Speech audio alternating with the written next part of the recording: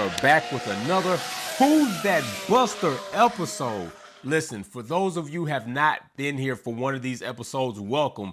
Hope you enjoy it. I do these time to time because every now and then we have somebody in the industry that seems to be taken as a very credible person and says some foolery stuff or does something, and maybe you don't know what is their background. What have they done? Are they actually qualified for you to take everything they say to the bank? Well, guess what? We're going to have one of those busters today on this episode. Now, the way this works is we go ahead, we list somebody, and we use this person as a standard. But necessarily, the first person that you hear is not the buster. Maybe the second person you hear is not the buster. Maybe they're the standard. We don't know. I will show you, and I'm going to give you a little bit of time when you see some of these stats to try to pick and say, you know what? That's the buster, or that person is that person. So let's get into this, okay? The first person, we're going to go ahead and roll some of that music, roll some of that game show music. Boom. So the first one is going to be our standard, all right? And by far, this is one of the most comparable comps that we have ever had on an episode of Who's That Buster. We've never had somebody this aligned with two different people having almost so much similar stats that they could be almost identical, but they're not. So first one up is the standard. So their stats: 35 GPs, 0 championships, 0 wins, 0 podiums, 12 career points, and 0 fastest laps. That ain't saying much, I'd say, but who is this person? Boom, put him up. This person is Mick Schumacher, which, by the way, currently is in a little bit of a debacle that he might not be with the team. Mick is, I think, prematurely being shafted out of the door of Formula One. Now, it's not to say that because of Mick's name, he hasn't been blessed with opportunities that other drivers that may have had comparable stats would not have been blessed with.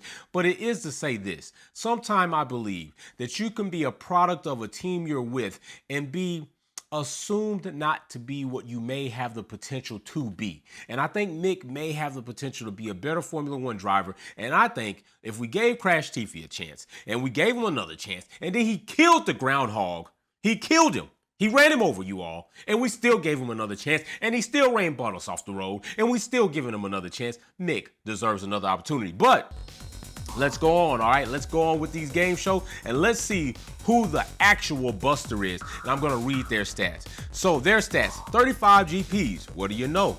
Championships, 0. Wins, 0. Podiums, 0. Points, 9 career points. Fastest laps, 0. Well, that ain't saying much. And if you were to say this person, 35 Grand Prix, championship 0, win 0, podium 0, points 9, fastest lap 0. And by the way, both of these drivers having 2 years of career at this point in time. Who is that buster? And I'm going to give you a little bit of time to think about it. So I'm going to see, who do you think it is? Can you think about it? Do you have an idea who it is? Maybe a hunch who it is? That's enough time. This buster, show this buster. This is the buster.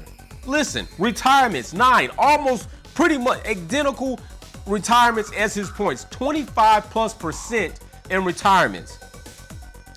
Now, I just gotta say, Jolin gave his whole spiel, and I had people coming on this channel talking about, just listen to Jolin, just listen to Palmer, listen to Palmer. He's telling you it's Lewis's fault, it's Lewis's fault. Lonzo had it. He should have been given the space. I don't know, but are you taking a bunch of advice from Mick Schumacher right now at this point in time? Somebody who's separated several cars, wrecked several cars, not doing that great in Formula 1. Are you going to say, you know what? I think I'm going to listen to Mick. Do you drink during the day? No. You do. I think I'm going to do the Mick way. I'm going to Mick it up. Yeah, I don't think so. So pump your brakes when you want to try to come here and tell me that Palmer is the all gold standard. Thanks.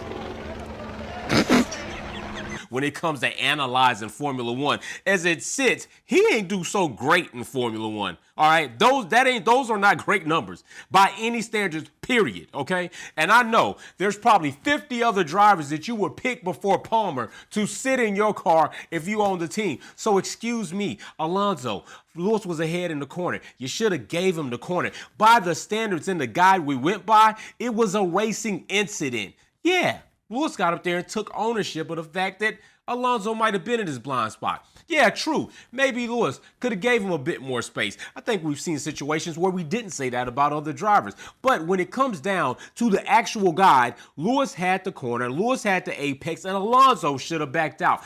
And I'm all good with opinions. That's cool. But when you try to tell me that Palmer is the golden standard and what he says is all correct,